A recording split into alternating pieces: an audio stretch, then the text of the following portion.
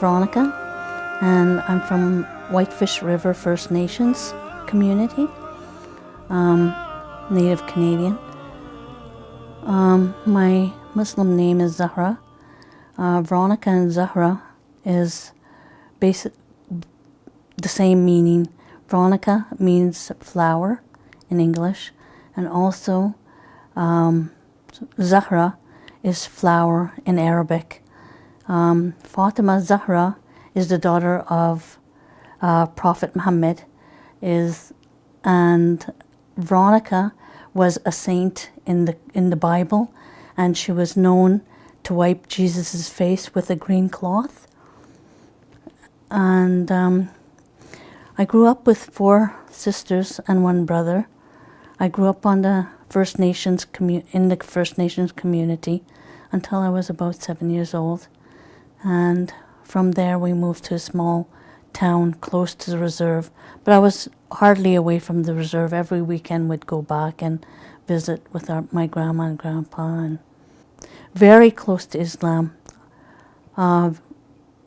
Very close to Islam. Like, my grandfather would go out of his way to help people out, and my grandmother would be the nurturer of the house, and she would be cooking and doing the cleaning. When my grandfather brought people over, she would be cooking for them and serving them, and so I grew up very close to Islamic without even knowing it. I was Catholic, and I went to Catholic school. We always celebrated Christmas in a big way. Like, our house would be totally cleaned and would all be waiting for the presents and everything like that. Just like any other person in the Catholic religion who celebrated Christmas. We were forced to go to church by my grandfather. And, a lot of times I hated going to church, and it really bothered me. I didn't like going to church because I felt at a young age that church wasn't for me. I felt because that the church are the ones who abused the Native people, and I couldn't understand why my grandfather, especially my grandfather, would send us somewhere where we've been abused. I'm referring to when our people were taken out of their homes. Young children were taken out and put in reform school, where they were stripped of their language and abused sexually, physically, emotionally.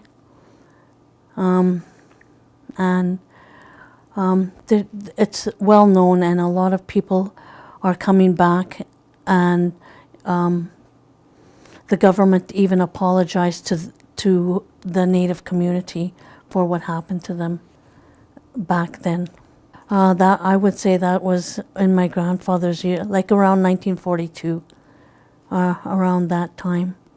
A lot of them are starting to heal and get over that, and I'm just trying to fix the past of what they had to live through, and their ancestors, what they lived through. I guess going to church for them is one way of dealing with it. The other way is going back to their own roots, to believe in Mother Nature as they believe in. We learned the Bible in Catholic school. I went to Catholic school. We learned the Bible there, and I still just didn't feel it was for me. I tried talking to a priest one time, and he didn't give me the answers that I was looking for. And also, I always question, why does a priest not get married when we're all human beings? And, and that's what God created us for, is to keep generations going. The part with Jesus, because we always, when we, learned the Bible in school, we always believed that Jesus is the messenger of God. I never really believed that Jesus was the Son of God, because of that part where, I was taught, Jesus was a messenger of God. So even when I heard of Islam, and I heard, Jesus is the prophet, it didn't, I believed, yes, that's right, Jesus is a prophet, and he is not the Son of God. When I was 12 years old, I really didn't, my grandfather was dead by that time, so I wasn't pushed anymore to go to church. I wasn't pushed by my mother, like to go to church or anything. So I kept away from the church. And by 12 years old, I moved to Toronto.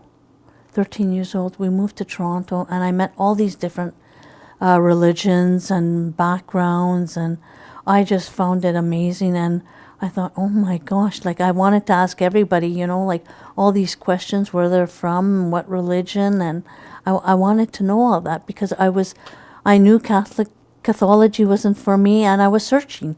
So when I was 17, I prayed I prayed and I asked God, please just send me someone good and doesn't drink and is religious. So just as I was turning 18 years old, I met my husband, and he started talking to me about Islam and told me stories about Prophet Muhammad and Fatima Zahra, and I fell in love. I fell in love with Islam, and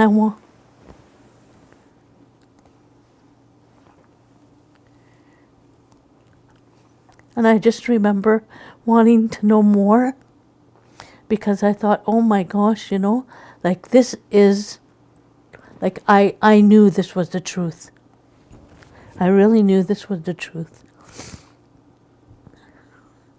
And so I started searching more and asking more questions, and it was that year, the year after, I converted, and I did my first Ramadan. I remember doing my first Ramadan, and oh my gosh, it was in August. It started in August. And I remember having these really bad headaches because I had migraines anyways. Like I always had migraines back then. And I just remember, oh my God, like I have such a bad headache and this is so hard. But yet, once you finished that day, you felt so good. And you felt, you know what? I can do this again the next day.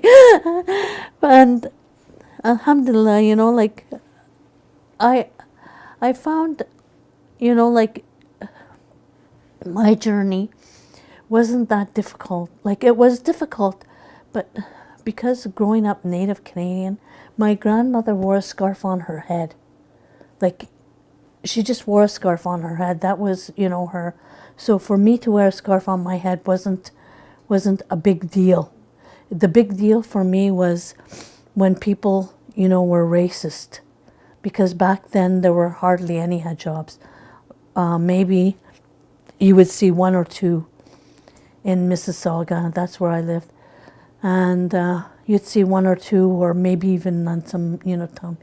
And they would say, oh, look at that, look at her. She's trying to be so fashionable, or, they're just being sarcastic. Or they'd say, she must be bald. I don't think she has hair under there. That's why she's wearing that. They would say really nasty things to me like that. And I would just keep it inside, and I'd think, you know what? If only these people knew what they're really, talking about. Because these people are ignorant. They don't know what they're talking about. I remember when we first moved to Richmond Hill, and there was a man, he was a white man, and he had another man with him, and a lady. He was driving a car, and at the time it was Price Chopper. Price Chopper used to be here, and he went running into me, and I'm telling you, I thought he was going to hit me. He came inches away and put on his brake at the last minute, and he gets out of his car and he goes, "Get back to your country. Get on your camel and get back to your country." And so I thought, my goodness, if this man knows I'm from First Nations people and I belong in this country more than anybody else, he would bite his tongue right now. But I didn't bother saying anything. I thought, you know what? I'll just keep walking and going, So I just kept walking and going and just left him, But I always believe what goes around comes around, and his day is going to come around, and you know what? Allah will record that to him too. When he passes away, Allah will record, do you remember you did this to this person? And so I feel that, you know, like when people do that, I learned to say almost thank you. You know, thank you for whatever, and have a good day. And that's what I tell people, you know, if they ever say anything, you know, racist to me, that's what I always say, thank you and have a good day. I'd like to mention to all the reverts that are coming into Islam and they faced racism and hurtful words like that, is just to remember the Prophet and what he went through when they called him crazy and were throwing stones at him, and he'd just turn around and smile. And even the angel Gabriel came down and asked the Prophet, do you want me to crush the people? And he turned and said no. And, you know, he could have had those people crushed. And even us, we could say hurtful words back to them. But you know what? That's not Islam. And we shouldn't. We should just smile and say thank you and have a good day. The Holy Quran, when I met my husband and he introduced me, first he, you know, told me stories, and he seen that I was so interested. And then he, you know, slowly introduced everything else into me, like the Quran and everything like that. That was my dowry, was the Quran. My dowry was the Quran, and I didn't want more because I'm not materialistic. And for me, having the Quran was the best gift that anybody could have. Yasin. Yasin is the heart of the Quran, and it gives us protection, it gives us rizq, and it also gives us healing. I seen only one lady with hijab in Toronto before I became Muslim. But I believe she was from Saudi because she only had her eyes showing. And I thought that was, at that time, I didn't know what religion she was. But as I learned about Islam, it went back to me, and I remembered her as, you know, yes, that she was a Muslim. And I thought, well, she's really brave, you know, to wear, you know, that and go out. And so when I started wearing the hijab, it was, at first it was change. It was a change. So it was, I'm not saying it was easy. But once, every day that I start wearing it more and more, it got easier and easier. And it wasn't a great big deal to me because, as I told you, my grandmother wore a scarf, so it was only natural like that. If I wore a scarf, it wouldn't be any different. No, it was over several days, like, or that whole year it took me. But I knew from this, when I heard the stories of Prophet Muhammad and Fatima Zahra, I knew this was the right religion. But just, you know, like learning more and starting to wear the hijab was, you know, a slow process. And then the fasting and the praying and all that was, you know, it took time. Like, I didn't jump into it overnight. I remember telling my cousin that I converted to Islam, and her first reaction was, well, actually she didn't even really say anything to me, and she actually put on the hijab because that was the day of my wedding, so she participated in the wedding by wearing hijab also.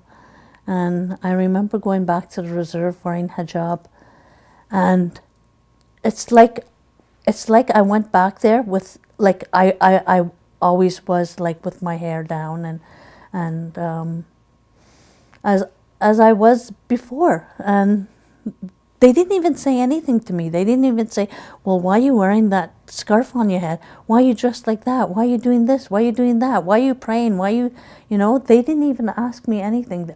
They just accepted me as I am. And